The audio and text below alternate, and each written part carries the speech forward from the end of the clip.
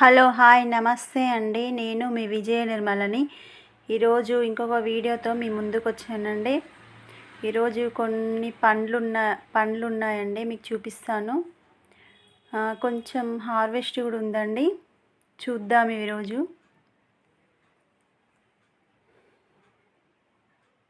ఇది మా సపోటా చెట్టు అండి, సపోటా కాయలు ఉన్నాయి. ఇవి ఇంకా పండలేదండి, కానీ తెంపి మగ్గ పెట్టుకుంటే పండుతాయి.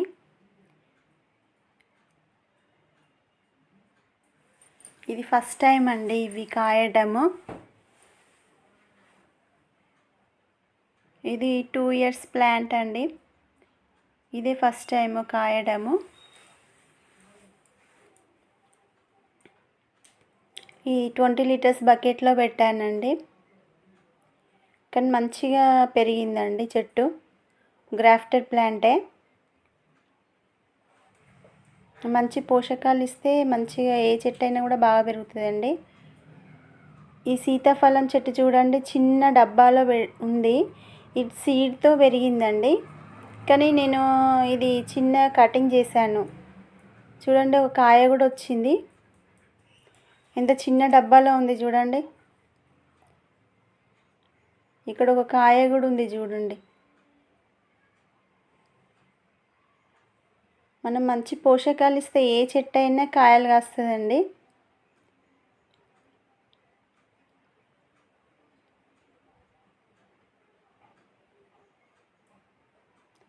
ఇది దానిమ్మ చెట్టు అండి. దీనికి కూడా అన్ని పిందెలు ఉన్నాయి.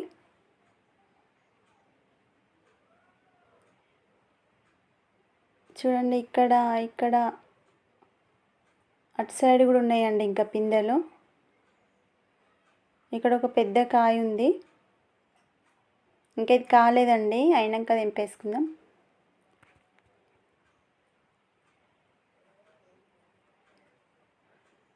ఇది నేను టబ్బులో పెట్టానండి. ఇది వాటర్ యాపిల్ చెట్టు అండి.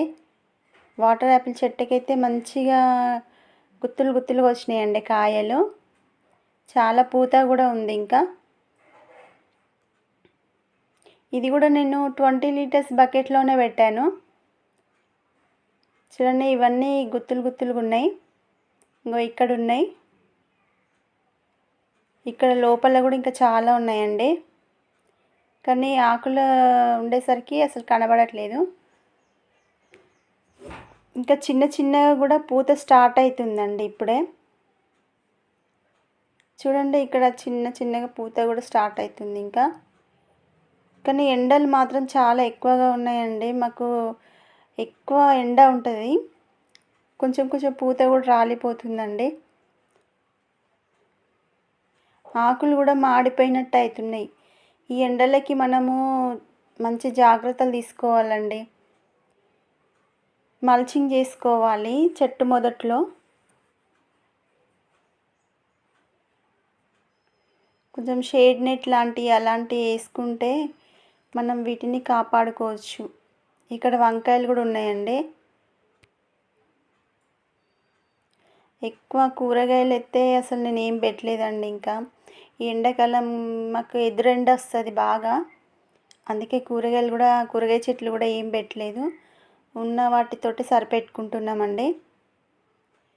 ఇక్కడ వంకాయలు ఉన్నాయి. ఇక్కడైతే చెట్టు చిక్కుడు పెట్టాను, కానీ పూత అయితే అస్సలు నిలవట్లేదండి. మొత్తం పూత రాలిపోతుంది. పూత మాత్రం చాలా బాగా పూసింది, కాకపోతే మొత్తం రాలిపోయింది. ఎండలకి మొత్తం రాలిపోతుంది, అసలు ఒక పిందె కూడా పడట్లేదు. చూడండి, ఎంత బాగున్నది పూత అయితే, చాలా వచ్చింది, కానీ అస్సలు నిలబడట్లేదండి పూత. ఇక్కడ తోటకూర ఉందండి, నేను కూలర్ టబ్లో పెట్టుకున్నాను. తోటకూర సీడ్స్ వేసానండి. ఇంతకుముందు మేము ఒక 3-4 సార్లు తెంపుకున్నాము, కట్ చేసుకున్నామండి. ఇప్పుడు నేను ఇక సీడ్స్ కోసమని కొంచెం వదిలేసాను, కానీ కొన్ని కట్ చేసుకుందామండి ఈరోజు. కొంచెం తోటకూర కూడా కట్ చేసుకుంటా లేతది. ఇదంతా తోటకూరనే అండి. మనకు ఆకుకూరలు అయితే ఎండాకాలం చాలా బాగా వస్తాయండి. ఆకుకూరలు పెట్టుకుంటే పాలకూర అయినా, చుక్కకూర అయినా, ఈ తోటకూర అయినా, గంగవాయిల్ కూర అయినా చాలా బాగా వస్తుంది. చూడండి ఇక్కడ పాలకూర ఉంది. పాలకూర కూడా నేను పొద్దున్నే తెంపేసుకున్నా అండి. ఇది నేను వీడియో తీసి పెట్టాను. పొద్దున్న మేము పప్పులో వేసుకున్నాము పాలకూర. ఈ టబ్లో కొంచెం వేసాను.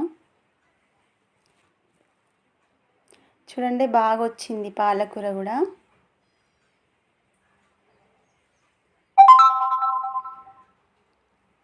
ఇక్కడ ఈ టబ్లో కూడా వేసానండి.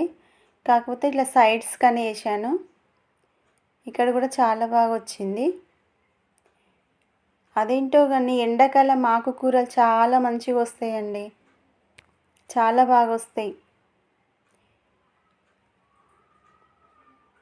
చాలా ఫ్రెష్గా కూడా ఉందండి.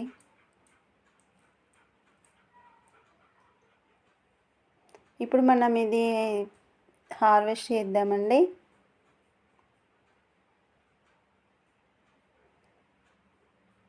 ఈ పాలకూర గింజలు దగ్గర దగ్గర వేయొద్దండి. దగ్గర దగ్గర వేస్తే సరిగా పెరగదు. కాకపోతే మనం ఇట్లా కొంచెం దూరం దూరంగా సీడ్స్ వేసుకోవాలి. ఒక 2-3 సీడ్స్ వేసుకుంటే మనకు మంచిగా వస్తాయండి.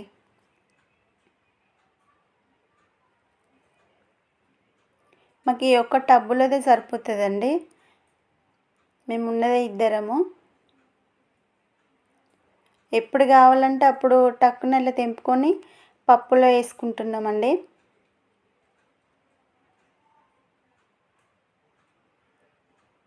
కానీ చాలా ఫ్రెష్గా మంచిగా వచ్చింది పాలకూర. చాలా బాగుంది. మళ్ళీ మనం పెంచుకున్న ఆకుకూరలైనా కూరగాయలైనా మంచి టేస్ట్ ఉంటాయండి. మంచి తొందరగా ఉడికిపోతాయి. మళ్ళా చాలా మంచి టేస్ట్ ఉంటాయి.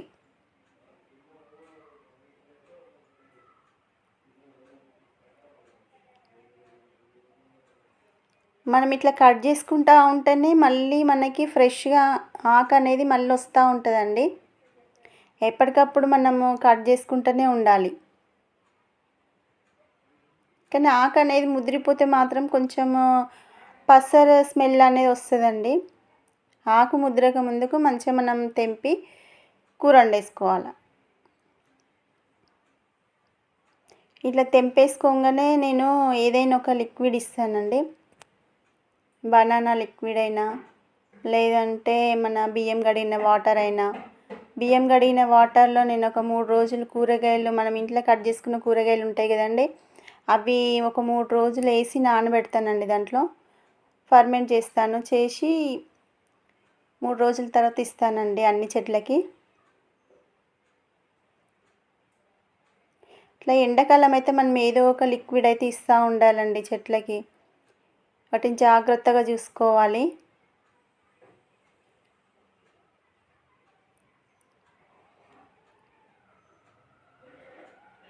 కొంచెం షేడ్ ఉన్న ప్లేసెస్లో అయినా పెట్టుకోండి. మరీ ఎండలో పెట్టకండి చెట్లని.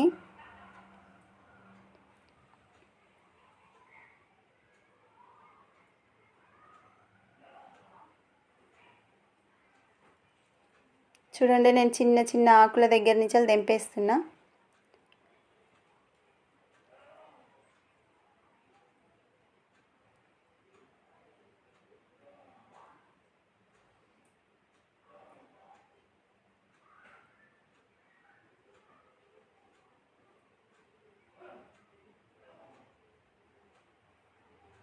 కానీ మంచి టేస్ట్ ఉంటుందండి. ఇట్లా మనం పెంచుకున్న వాటి మంచి టేస్ట్ ఉంటుంది. ఏ ఏ కూరగాయలైనా టేస్ట్ ఉంటాయండి.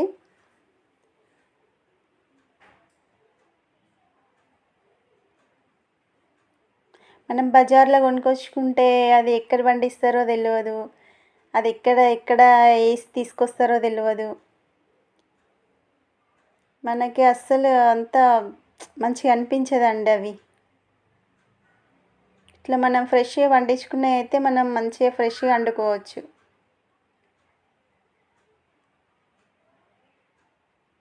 అందుకే అందరూ మీరు కూడా పెట్టుకోండి. మీరు కూడా పండించుకొని ఇట్లా తినండి. కనీసం మీ ఆకుకూరలైనా పెంచుకోండి. పాలకూర, తోటకూర ఇలాంటివైనా పెంచుకోండి. మెంతం కూర ఏముందండి, చిన్న చిన్న టబ్స్లో వేసుకుంటే అవే పెరుగుతాయి.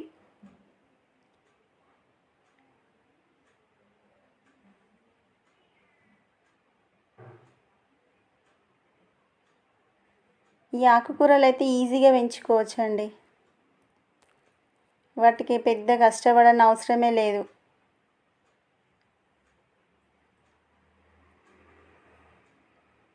చూడండి, నేను మొత్తం చిన్న చిన్న ఆకుల దగ్గర నుంచి దింపేసిన అండి. మళ్ళీ ఇది ఒక వారం రోజుల వరకు మళ్ళీ పెరుగుతుందండి. ఇంత పాలకూర వచ్చిందండి, చాలు మా ఇద్దరికి సరిపోతుందండి. దీన్ని నేను పప్పులో వేస్తాను. చాలా ఫ్రెష్గా ఎంత బాగుందో చూడండి. ఇక్కడ దోసకాయ చెట్టు ఉందండి, దోసకాయలు కాస్తున్నాయి చూడండి, మంచి ఎల్లో కలర్గా వచ్చినాయి. ఇది కూడా చిన్న టబ్బులో ఒక 50 రూపీస్ టబ్బులోనే పెరిగిందండి. ఇక్కడ ఒక కాయ ఉంది చూడండి, ఇగో 50 రూపీస్ టబ్బే ఇది కూడా.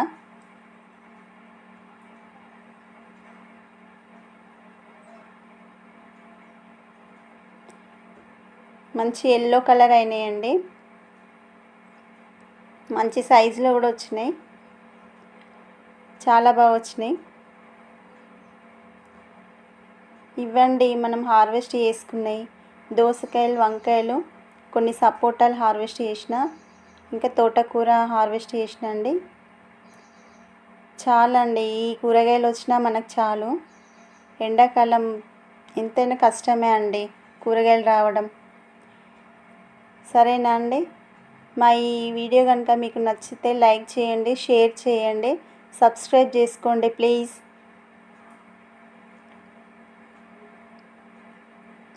ఓకేనా? బాయ్ అండి.